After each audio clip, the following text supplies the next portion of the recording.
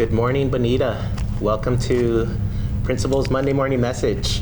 This morning, I'm so honored to have as our amazing guest, Miss Eckstein.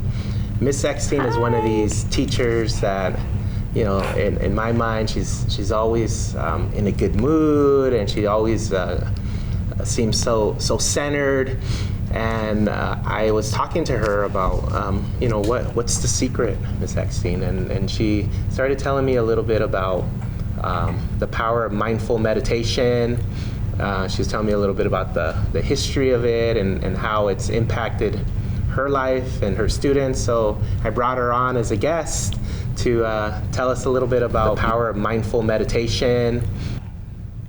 So mindful meditation is an amazing practice. It can be practiced actually anywhere and any place at any time.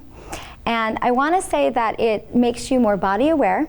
It also is a stress reduction technique. It is calming, and it also helps with cognitive skills as well. And anybody who has anxiety and depression, this is really something that you should really practice to really help you deal with some of those fears and emotions.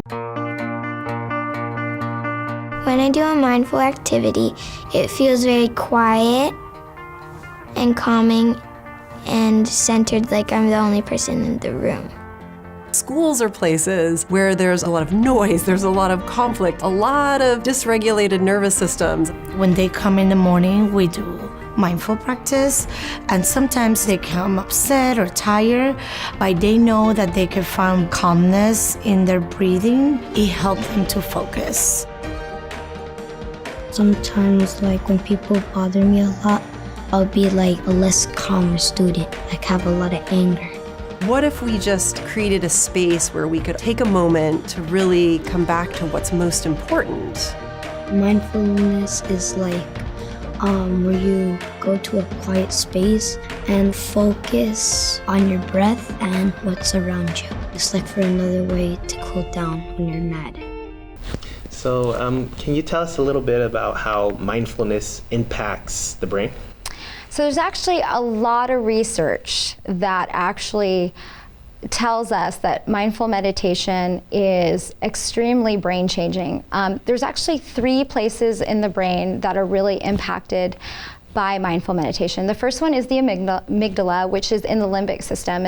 And this part of the brain controls a lot of our fears and our emotions. During mindful meditation, it actually is less elicited during that response.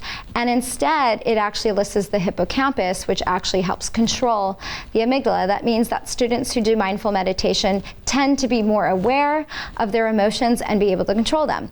The other thing is it does also elicit the prefrontal cortex, which deals a lot with maturity, and that means that they're able to have not just mature and make mature decisions, but their also cognitive skills increase as well. Awesome. So you shared with me some resources, some videos, and some additional information about mindful meditation. Would you be okay if I sent that to all the students? Absolutely, absolutely. And in my class, I use it for IB ESS, and AVID 12th. In the IB curriculum, there is a whole thing dedicated on the IB profile, learner profile, which has to deal with balance. And so 3 years ago, when I went and got training from the IB program, they taught us that mindful meditation was a huge, amazing resource to use for students that were stressed and needed more balance in their life. And so one of the ones that I use every day is a woman named Susan Miner. She's on YouTube.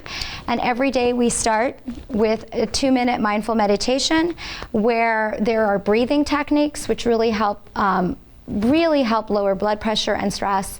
And then also there's a positive affirmation that puts it into students' minds, you are strong, you are balanced. She has a whole series of these videos that are really well orchestrated. There's music. And I also start and end my session with the singing bowl, which is a really like a culminating moment at the end. Awesome. So you heard it here. Watch out for an email from me. I'm going to send you some links to some of those videos, and I'm really encouraging you to give it a shot. I know that when I try to meditate, sometimes it feels uncomfortable at first, but if you stick with it, I really do think it's a path for balance and a path to reduce stress and just live a life that's a little bit more connected with what's going on in the moment. Absolutely.